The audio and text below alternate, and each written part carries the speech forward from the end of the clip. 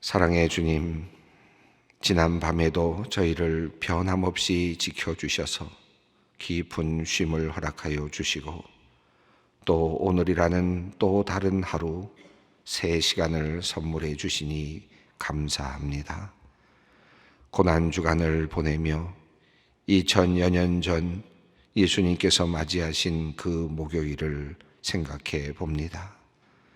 예수님에게는 마지막으로 남은 하루, 자유롭게 보내실 수 있는 이 세상에서의 마지막 하루였을 텐데, 모든 것을 아시는 주님께서는 이 날을 어떤 마음으로 맞이하셨을까? 그 마음을 상상해 봅니다. 아무것도 알지 못하고 있는 제자들을 향하여 주님께서는 바로 이날 제자들과 마지막 만찬을 나누셨습니다. 허리에 수건을 두르시고 친히 제자들의 발을 씻어주신 주님, 그 애잔한 주님의 마음을 생각해 봅니다. 가룟 유다의 마음에는 이미 예수를 팔기로 작정하였는데 그 가룟 유다의 발을 씻어주실 때 주님의 마음은 어떠하셨을까요? 너희 중에 한 사람이 나를 팔리라, 그 말씀하실 때 주님의 마음 어떠하셨을까요? 주님 따르다 거꾸로 십자가에 못 박힐 것 아시며 주님께서 베드로의 발을 씻어주시려 할 때 내 발을 절대로 씻지 못하시리라 말하며 고집 피우는 그 베드로에게 내가 너를 씻어주지 아니하면 내가 나와 상관이 없느니라 말씀하시며 그의 발을 씻기실 때 주님의 마음은 어떠하셨을까요? 하나님의 아들이라는 존엄을 내려놓고 더럽고 상처난 제자들의 발을 친히 닦아주실 때 주님은 그들의 과거만을 씻어주신 것이 아니라 이들의 미래를 바라보며 발을 씻어주셨습니다.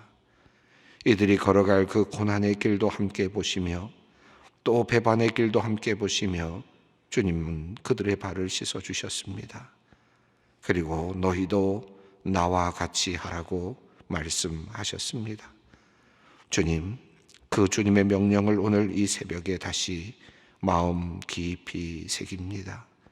우리도 주님 따라 살기 원하오니 우리도 서로 발을 씻어주며 주님께서 가신 그 길을 따라가게 하옵소서.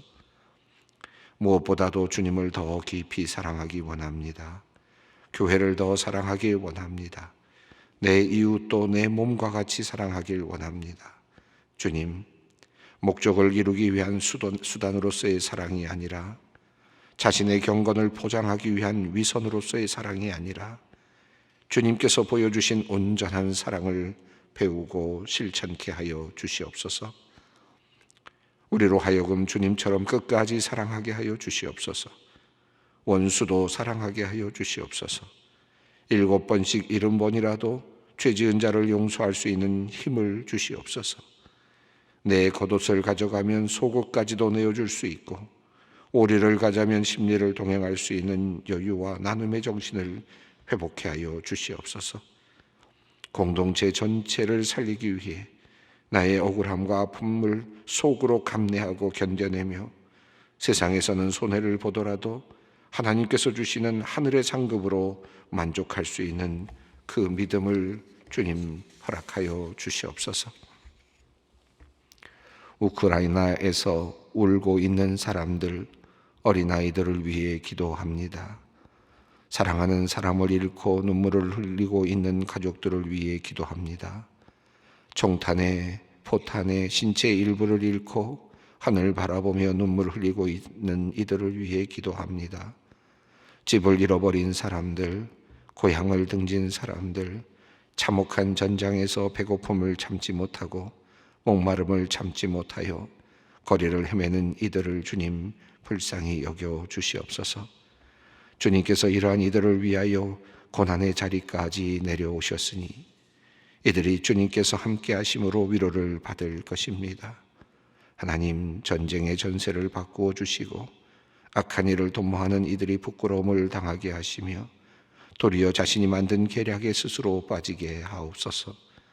도움을 구하며 간절히 기도하는 이들이 도움의 손길을 얻게 하시고 하나님의 보호하심을 특별히 체험하는 귀한 나라가 이제 되게 하옵소서. 오늘 소망교회는 우크라이나 대사관에 20만 불, 2억 5천만 원의 구호 헌금을 직접 전달합니다. 소망의 성도들이 사랑을 담아 만든 선물입니다.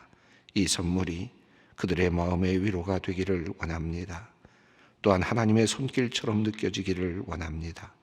이 헌물이 쓰여지는 곳마다 하나님의 능력이 나타나고 하나님의 승리가 드러나게 하여 주시옵소서.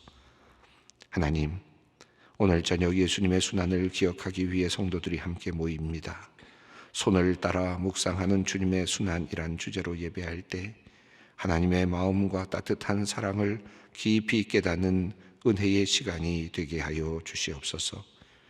췌장암 수술을 하는 아버지를 위하여 기도하는 집사님을 기억하여 주시고 그의 기도에 주님 유의하여 주시옵소서. 85세의 고령에 10년간 대상포진 후유증으로 만성 신경통을 앓아오셨는데 이번에는 더 어려운 부위의 수술을 하게 되었습니다. 주님, 모든 수술의 과정마다 주님 함께하여 주시옵소서. 여호와 라파의 그 주님께서 의료진의 손을 붙들어 주셔서 수술이 잘 이루어지게 하시고 온전한 회복통의 치유의 은혜를 경험케 하여 주시옵소서. 요양원에 계신 아버지가 코로나로 확진이 된 이후 상태가 점점 심각해져서 온 가족이 염려하며 기도하는 권사님 가정이 있습니다. 상급 병원에 병상이 없어 대기 중인데 설상가상으로 가족들도 코로나 확진이 되어 어찌할 수 없는 상황이 되었습니다. 하나님, 이들이 안타까운 마음을 살펴주시고 눈물로 기도하는 이들의 기도를 들어주시옵소서. 연약한 육신을 주님께서 지켜주시고 위험한 순간들을 잘 이겨내게 하여 주시옵소서. 다시 가족들이 기쁘게 만날 수 있도록 주님께서 은혜를 베풀어 주시옵소서. 이제 말씀 앞으로 나아갑니다. 이 시간 우리의 눈과 귀를 열어주시고 지혜와 계시의 영을 부어주셔서 하나님의 음성 듣게 하시고 말씀이 우리 삶에서 아름답게 열매 맺도록 은총을 내려 주시옵소서. 우리 주 예수 그리스도의 이름으로 기도 올리옵나이다. 아멘. 오늘 말씀은 고린도후서 10장 3절로부터 8절까지 말씀입니다. 고린도후서 10장 3절로 8절까지 말씀입니다. 함께 봉독하겠습니다.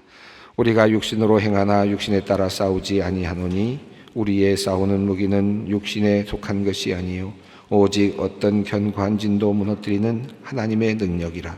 모든 이론을 무너뜨리며 하나님 아는 것을 대적하여 높아진 것을 다 무너뜨리고 모든 생각을 사로잡아 그리스도에게 복종하게 하니 너희의 복종이 온전하게 될 때에 모든 복종하지 않는 것을 벌하시려고 준비하신 중에 있노라. 너희는 외모만 보는도다. 만일 사람이 자기가 그리스도에게 속한 줄을 믿을진대 자기가 그리스도에게 속한 것 같이 우리도 그러한 줄을 자기 속으로 다시 생각할 것이라. 주께서 주신 권세는 너희를 무너뜨리려고 하신 것이 아니요 세우려고 하신 것이니 내가 이에 대하여 지나치게 자랑하여도 부끄럽지 아니하리라. 아멘. 오늘은 예수님께서 이제 마지막 이제 십자가에 달려 돌아가시기 직전의 날로서 성목요일로 불려지는 그런 날입니다. 예수님의 행적을 보면 이제 수요일 예수님께서는 조용히 침묵하시는 그런 시간을 보내셨는데 그리고 나서 이제 새로운 국면으로 이제 나가게 됩니다. 이 목요일부터는 예수님께서 이제 잡히시고 또 이제 죽으시고 그리고 또 무덤에 장사되시고 그리고 이제 부활하시는 그 긴 3일의 여정이 이제 시작되는 시작점이라고도 할 수 있겠습니다. 예수님께서 이 성목요일 날 무슨 일을 하셨습니까? 예수님께서는 우선 제자들과 마지막 저녁을 보내셨던 흔적이 우리 성경에 남아 있습니다. 예수님께서 제자들과 함께 식사를 하셨는데 그 식사하시기 전에 예수님께서 손수 대야에 물을 떠다가 제자들의 발을 씻어 주셨습니다. 그래서 세족 목요일이라고도 불리는 날이 바로 오늘이죠. 그리고 예수님께서 성찬을 베풀어 주신 날입니다. 제자들에게 빵과 그리고 포도주를 나눠 주시면서 이것은 나의 몸이다, 이것은 나의 보혈 피다라고 말씀하시면서 이것을 늘 행하면서 나를 기억하여라 하는, 어쩌면 유언의 말씀이라고 할 수 있겠는데, 그 예수님의 그 유언은 예수님을 기억하는 것이고 또 예수님의 모든 삶을 받아들이는 것이었습니다. 그리고 그 행위는 성찬을 통해서, 그러니까 빵과 포도주를 함께 먹고 마심으로 예수님을 받아들이고 또 예수님의 모든 삶과 또 예수님의 그 모든 은혜로운 사역을 받아들이는 그런 의미였습니다. 예수님의 어찌 보면 유언의 말씀이라고도 할 수 있겠습니다. 그래서 예수님께서 마지막 만찬을 베풀어 주셨죠. 이것이 성목요일에 있었던 일입니다. 또 요한복음 13장 31절부터 16장 33절까지 요한복음에 따르면 예수님께서 마지막으로 긴 설교 말씀을 이제 하시는 내용이 나오는데, 그 내용은 예수님께서 하시는 말씀으로서 제자들에게 주시는 그런 명령이었습니다. 너희가 서로 사랑하라 라고 하는 말씀, 그리고 예수님께서 이제 너희를 위해 처소를 예비하러 간다라고 하는 말씀, 그리고 이제 내가 가면 너희에게 보혜사 성령이 임할 것이다 라고 하는 그런 또 다른 위로의 말씀, 그리고 나서 마지막에 16장 33절이죠. 33절에 너희가 환난을 당하나 담대하라 내가 세상을 이기었느니라 라고 하는 말씀으로 그 설교 말씀이 마지막 마무리가 됩니다.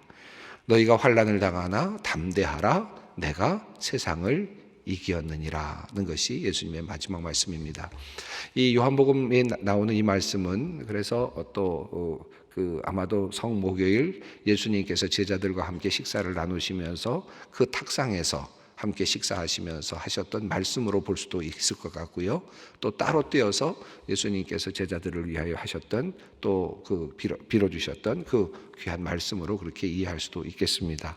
자, 그리고 나서 예수님께서는 이제 겟세마네 동산으로 올라가시죠. 올라가셔서 밤이 맞도록 기도하십니다. 그 장면에서 주님께 하나님께 기도하는 장면이 하나님 이 잔을 내게서 옮겨 주십시오라고 하는 기도를 드리는 장면이 이제 목요일 저녁이죠. 아닙니다.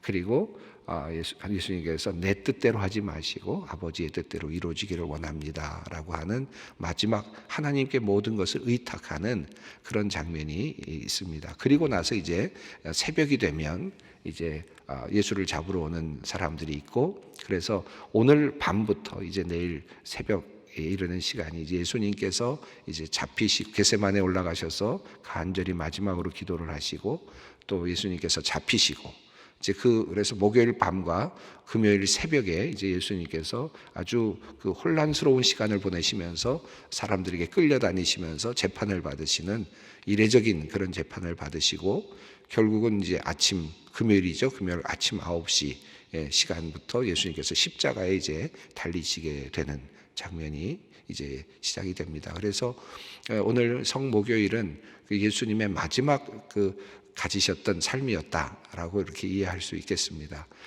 제가 기도하면서도 그런 묵상을 함께 나누었습니다마는 예수님께서 마지막으로 가지셨던 이 마지막 날, 여러분이 단 하루를 살 수 있다면 여러분은 무엇을 하시겠습니까?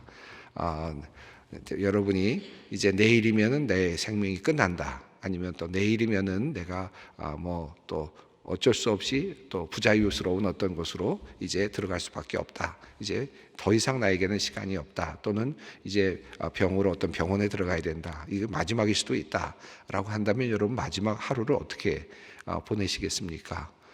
이 예수님의 이제 마지막 하루입니다. 오늘 우리가 살펴보는 이 목요일의 예수님의 행적이 그렇습니다. 그런데 예수님께서는 마지막으로 제자들과 함께 하시면서 그들에게 발을 씻어주시고 겸손한 경비한 모습을 보여주시면서 또 그들에게 사랑에 대해서 다시 말씀하시면서 또 예수님을 잡으러 왔던 사람들의 그 종의 그 귀를 이제 쳐서 베드로가 이제 한 사람이 쳐서 귀를 잘라내지 않습니까? 그럴 때 예수님께서 다시 그의 귀를 붙여주시면서 검을 쓰는 사람은 검으로 망한다라고 말씀하시는 장면.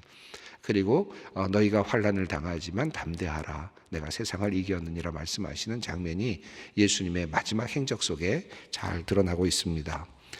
이런 생각을 해봅니다. 예수님께서 정말 마지막에 얼마나 많은 그런 뭐라 그럴까요? 그 갈등이 있었을까요? 하나님의 아들로서 앞서 우리가 어제 살펴봤습니다마는 내가 하나님의 아들이거든, 네가 하나님의 아들이 아니냐, 네가 진짜 하나님 아들 진짜 아니냐라고 하는 이런 속삭임. 너 얼마든지 뭐든지 할 수 있지 않느냐? 얼마든지 천군과 천사를 불러오면 네가 분명히 그 일이 이루어지지 않겠느냐라고 하는 속삭임입니다. 이런 속삭임 속에서 내가 군사들을 동원할까? 하늘의 군사들을 동원할까? 마지막 순간에 하나님께 요청해서 이거 취소하고 다시 시작하자고 할까? 하는 이런 마음이 얼마나 많이 갈등으로 남았겠습니까? 이 갈등의 그 시간이 아마 수요일의 시간이 아니었을까 생각합니다. 우리가 어저께 읽어보았습니다만 그 사탄이 와서 예수님께 시험을 하는 장면에서 천하 만국을 보여주면서 그 영광을 보여주면서 네가 만약에 나에게 절하면 이 모든 것을 너에게 주겠다라고 말했지만, 사실은 사탄이 지금 그렇게 말하고 있고 보여주고 있었지만 그 보여준 것은 사실은 사탄의 것이 아니었거든요. 사실은 거짓말을 하고 있는 겁니다. 사탄은 그렇게 거짓말을 하면서 이건 네가 나에게 절만 하면 다 주겠다라고 하는 그런 속삭임을 주는 거죠. 예수님께서 또 그런 마음이 얼마나 계속 오고 있었겠습니까? 끊임없는 사탄과의 전쟁이었을 거라고 저는 생각합니다. 예수님은 그저 홀로 안전한 곳에서 그저 그렇게 보호받으면서 그렇게 죽으신 것이 아니라 마지막 시간까지 끊임없는 갈등 속에서, 그러니까 그 갈등의 요소가 마지막에 나타나는 게 뭡니까? 이 잔을 내게서 옮겨주십시오라고 하는 그 마지막 그 처절한 기도가 예수님의 입에서 나오지 않습니까? 그 말씀 하지 않으실 수도 있겠지만 그게 진정한 인간의 모습이고 예수님이시지만 그럼에도 불구하고 그 잔을 받고 싶지 않은 인간의 정말 그 깊은 속의 마음이 그대로 나타나고 있지 않습니까? 그만큼 갈등했다, 예수님께서는 그런 말씀이겠습니다. 자, 그런데 예수님께서 이 목요일 날을 어떻게 하셨습니까? 사랑에 대해서 이야기하시고 그리고 또 그 낮아짐에 대해서 이야기하시고 환난을 당한다는 것에 대해서 이야기하시고, 목요일 날 그는 어떤 군사를 대동하지도 않으셨고 어떤 정보전이나 첩보전을 감행하지도 않으셨고, 예수님께서는 모든 것을 다 알고 계셨습니다. 가룟 유다가 그를 배반하리라는 것도 알고 계셨고 또 그것에 대해서도 이미 가룟 유다에게 경고까지도 하셨습니다. 먼 미래까지도 내다보고 계셔서 베드로가 3번 부인할 것까지도 예측을 하고 계셨습니다. 다 알고 계시는 주님, 얼마든지 정보를 가지고 그가 가지고 있는 지식을 가지고 나름대로 세상적인 방법으로 뒤집어 엎을 수도 있고 구테타를 일으킬 수도 있고 피하실 수도 있고 다른 방식으로 하실 수도 있었지 않았을까? 예수님께서 세상적인 방법으로 하신다면 성목요일에 하셨던 방식은 제대로 된 전투 방식이 아니죠. 세상의 전투의 방식은 결코 아닙니다. 예수님께서는 그럼에도 불구하고 사랑과 그리고 또 희생과 그리고 낮아짐에 대해서 말씀하시면서 마지막 당부를 하십니다. 성령께서 너희에게 오실 것이다. 너희를 도와줄 것이다. 너희가 환난을 당할 것이다. 그러나 담대하라. 마지막에는 너희가 승리할 것이다 라고 하는 말씀을 하셨습니다. 기독교의 역사가 뭘까요? 우리 기독교의 역사는 사실은 이 세상의 방식과는 전혀 다른 방식으로 살아가는 삶의 태도라고 할 수 있겠습니다. 오늘 본문 말씀, 사도 바울이 지금 고린도 교회를 향하여서 주고 있는 말씀인데 이 말씀 속에도 굉장히 중요한 기독교의 진리가, 그래서 예수님께서 살아오시고 죽으셨던 그 삶의 이야기가 오늘 본문 속에서 그대로 그를 따르는 사람들에게도 그대로 나타나고 있는 것을 알 수 있습니다. 3절 말씀을 함께 읽어보겠습니다. 우리가 육신으로 행하나 육신에 따라 싸우지 아니하노니. 육신에 속해 있습니다. 여기서 말하는 육신이라는 말은 세상이라고 하는 말로 바꿔도 되겠죠.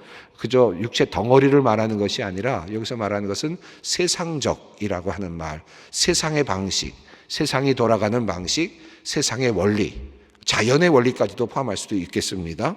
자, 그러니까 여기서 지금 자연의 원리 또는 세상의 방식, 사회적인 방식, 문화적인 방식 또는 인간의 삶에서 이 세상에서 이루어지고 있는 여러 가지 방식들, 이런 세상적 방식. 자, 우리는 세상에 있기 때문에 세상적인 방식으로 살아갈 수밖에 없습니다. 우리가 살기 위해서는 먹어야 되죠. 이게 세상적인 방식입니다. 그런데 지금 예수님께서 그 사탄과의 어떤 시험에서 말씀하셨던 것처럼 진짜 생명은 말씀으로부터 오는 것이었죠. 세상적인 방식으로 우리가 살기 위해서는 먹어야만 삽니다. 이것은 우리가 육체 덩어리를 갖고 있는 순간까지는, 적어도 이때까지는, 마지막까지는 우리는 먹지 않으면 결국은 죽지요. 이게 세상적 방식의 삶의 원리입니다. 자, 그러나 하나님의 방식은 말씀으로 생명을 만드셨고 말씀으로 지탱하신다는 거거든요. 이게 영적인 방식이고 세상 외적인 방식이고 하나님의 방식이라는 거죠. 자, 그런데 여기 보시면 우리가 육적으로 행하나, 우리 세상적으로 살 수밖에 없습니다. 세상에 육신을 입고 있는 사람이고 세상 속에 살아가고 있으니까 예수님도 이 땅에 오셨기 때문에 세상의 원리에 따라갈 수밖에 없습니다. 육체가 있었고 때를 따라 식사를 하실 수밖에 없었고 똑같은 인간의 몸을 입고 살아가셨습니다. 또 칼에 찔리면 피가 날 수밖에 없고 또 십자가를 지시면 죽으실 수밖에 없는 거죠. 세상의 방식에 따라 살아갈 수밖에 없는 겁니다. 모든 인간은 그렇습니다. 그러나 영적인 방식, 우리가 하나님을 알고 하나님의 구원의 역사를 알고 있는 사람들에게는 이 세상적인 방식이 있지만, 그러나 세상적이지 않은 또 다른 방식이 있다는 사실을 우리가 알고 있는 겁니다. 이것을 사도 바울은 뭐라고 말하면 육신에 따라 싸우지 않는다. 세상적으로 따라 살 수밖에 없지만 세상적으로 살려면 무기가 필요하고 또 적절한 전략이 필요하고 정보가 필요하고 도와주는 사람이 필요하고 여러 가지 싸움의 전술이 필요하지 않겠습니까?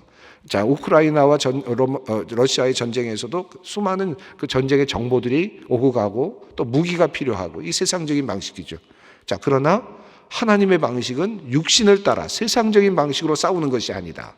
하나님은 그런 방식으로 싸우지 않으셨고 예수님도 그런 방식으로 싸우지 않으셨다. 세상의 길을 이기는 방식은, 세상을 무너뜨리는 방식은 육신을 따라 싸우는 방식이 아니다는 것입니다. 자, 4절 말씀을 읽습니다. 우리의 싸우는 무기는 육신에 속한 것이 아니요 오직 어떤 견고한 진도 무너뜨리는 하나님의 능력이라. 모든 이론을 무너뜨리며.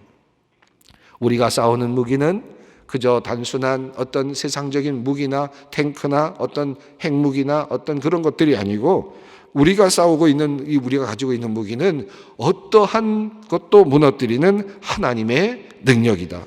하나님의 능력이다. 라고 그렇게 말씀하고 있습니다. 여러분, 우리가 사탄과의 전쟁을 하고 있는 것이죠. 하나님께서는 지금 인간과 전쟁을 하고 있는 것이 아니라 인간을 사로잡고 있고 인간을 볼모로 붙잡고 있는 사탄과의 전쟁을 예수님께서 하고 계시는 것이고 하나님께서 하고 계신 것입니다. 바로 이것이 예수님의 성육신과 예수님의 순환과 죽음과 부활 사건이죠. 그러니까 예수님께서, 하나님께서 사탄과의 전쟁을 하시는데, 여러분 핵폭탄으로 사람을 모두 다 죽였다고 한번 생각해 보십시다. 세상 전쟁에서는 뭐 이겼다고도 할 수 있겠죠. 핵폭탄이 터져서 모든 인류들이 거의 다 죽었다. 자, 그래서 씨를 말렸다. 모든 인간들이 거의 다 사라졌다. 여러분, 그렇다고 해서 사탄이 졌습니까? 사탄이 소멸됐습니까? 다시 인간이 태어나고 또다시 인간이 살아나면 또다시 그 인간을 볼모로 붙잡고 사탄은 또다시 활동하겠죠. 또 다른 사탄의 영역은 여전히 존재하는 거죠. 하나님께서 인간을 모두 전멸시킨다고 해서, 전쟁에 이기신다고 해서 하나님의 승리가 일어나는 게, 세상적 방식으로는 하나님의 승리는 없는 것이죠. 아직 그 방식으로는 사탄을 잡을 수가 없는 것이죠. 자, 그래서 다른 방식으로 잡을 수밖에 없는데 그것은 바로 하나님의 능력입니다. 그 하나님의 능력은 예수님께서 마지막에 말씀하신 것처럼 사랑에서 나타나는 것이고 낮아짐에서 나타나는 것이고 그리고 죽음과 그리고 희생에서 나타난다는 거예요. 그리고 그것을 통해서 하나님께서 다시 살려내심으로써, 다시 말하면 사탄의 권력 앞에서 완전히 죽은 것처럼, 사탄의 그 권력 앞에서 모든 것이 다 소멸된 것처럼 세상의 방식으로는 완전히 소멸되는 것과 같은 그런 데까지 이르지만 하나님께서 그를 다시 살려내심으로써 사탄이 결국은 소멸되게 돼요. 사탄이 질리게 되는, 사탄의 방식이 통하지 않는, 이것이 바로 하나님의 전쟁의 방식이라는 것입니다. 자, 그래서 모든 이론을 무너뜨리는 것이고, 5절 말씀입니다. 하나님 아는 것을 대적하여 높아진 것을 다 무너뜨리고 모든 생각을 사로잡아 그리스도에게 복종하게 하니. 예수 그리스도 우리를 위하여 십자가를 지시고 희생 나가시고 죽으신 그분, 그리고 그분에게서, 그분 십자가에 죽으셔서 완전히 소멸되신 것 같았던 그분을 하나님께서 다시 살려내심으로써 사탄의 모든 방법, 쓸 수 있는 최고의 모든 무기가 다 소용이 없게 되는, 사탄이 쓸 수 있는 최고의 무기는 죽음이었습니다. 결과적으로는 사탄의 결과, 죄의 결과는 죽음이죠. 이 죽음조차도 더 이상 무기가 되지 않는, 사탄의 무기가 다 무력화되는, 그것이 바로 하나님의 능력이다. 그것이 예수 그리스도 안에 나타나 있다는 것입니다. 그러므로 우리가 예수 그리스도에게 복종하는 것이고, 그 안에 생명이 있는 것이고, 그 안에 속한 자들이 하나님의 생명을 얻게 되는 것입니다.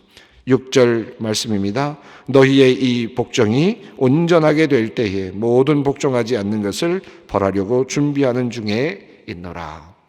예수 그리스도 안에 우리가 들어가는 것, 이것이 바로 진정한 구원이고, 그리고 진정한 하나님의 은혜를 누리는 것입니다.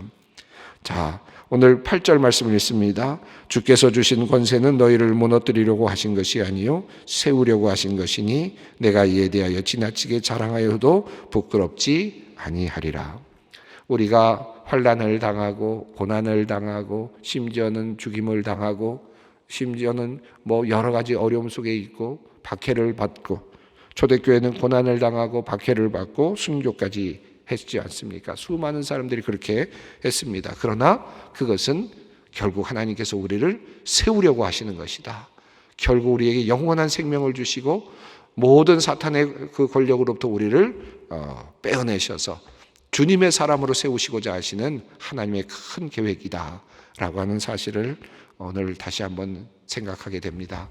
예수님께서 십자가를 지신 것, 예수님께서 제자들의 발을 씻기신 것, 그리고 너희는 서로 사랑하라 말씀하셨던 이 예수님의 모든 삶의 방식과 십자가, 그리고 예수 그리스도의 죽음, 여기에 사탄을 이기는 그 하나님의 무기의 비밀이 숨겨져 있습니다.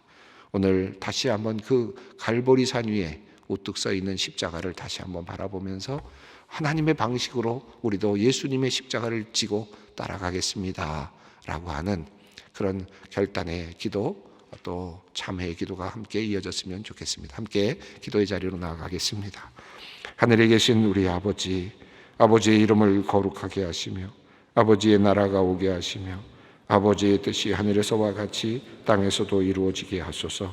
오늘 우리에게 일용할 양식을 주시고 우리가 우리에게 잘못한 사람을 용서하여 준 것 같이 우리 죄를 용서하여 주시고 우리를 시험에 빠지지 않게 하시고 악에서 구하소서. 나라와 권능과 영광이 영원히 아버지의 것입니다. 아멘.